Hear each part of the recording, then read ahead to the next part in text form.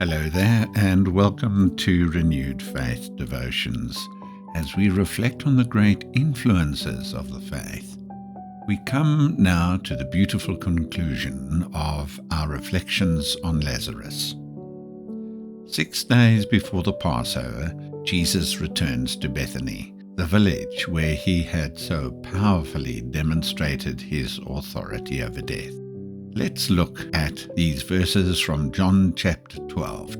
Then, 6 days before the Passover, Jesus came to Bethany, where Lazarus was, whom he had raised from the dead.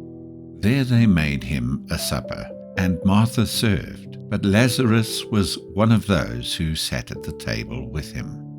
And a little later we read, "Therefore the people who were with him when he called Lazarus out of his tomb and raised him from the dead bore witness.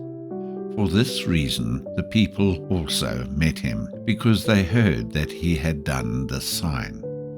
The Pharisees therefore said among themselves, 'You see that you are accomplishing nothing.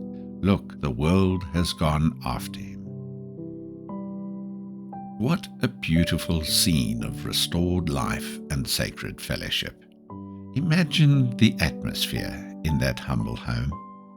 Lazarus, the man who had lain dead in the tomb for 4 days, now reclines at the table with Jesus. He eats, he talks, he enjoys the simple joy of ordinary life once more. Martha, ever the servant, busies herself with the meal. The one who had called her brother back from the grave is now their honored guest. The word spreads quickly. People come to Bethany not only to see Jesus, but to catch a glimpse of the man whom Jesus raised from the dead. The miracle had become a magnet.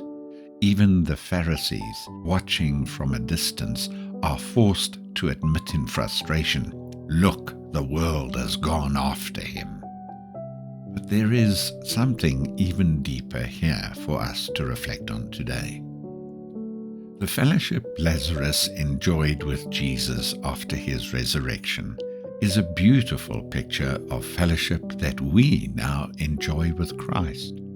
Remember what the Apostle Paul wrote in Ephesians 2, verse 1. "We were once dead in trespasses and sins, spiritually lifeless, separated from God, unable to save ourselves. But the same Jesus who called Lazarus out of the tomb has called us out of spiritual death, and he has made us alive together with him. And now we sit not merely at an earthly table, but we have been raised up and made to sit together with Christ in the heavenly places."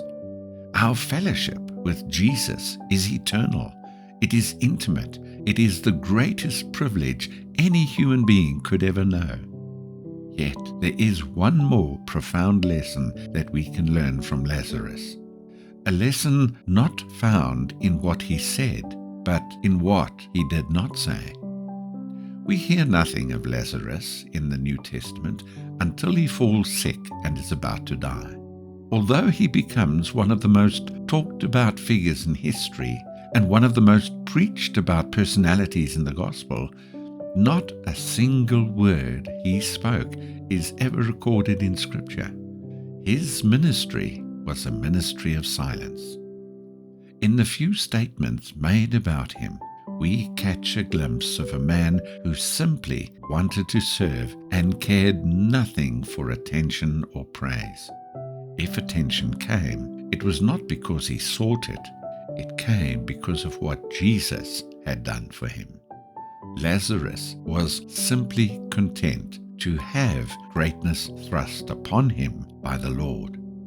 And that, my friend, is a powerful lesson for every one of us who serves Christ. When we do not push ourselves onto the center stage, when we are content to serve quietly and faithfully in the background, Jesus himself may very well lift us up and place us there for his glory. But when attention or honor does come, It must never be because of our own striving. It must be because of what He has done in us and through us. Lazarus teaches us that the highest calling is not to be noticed, but to be faithful.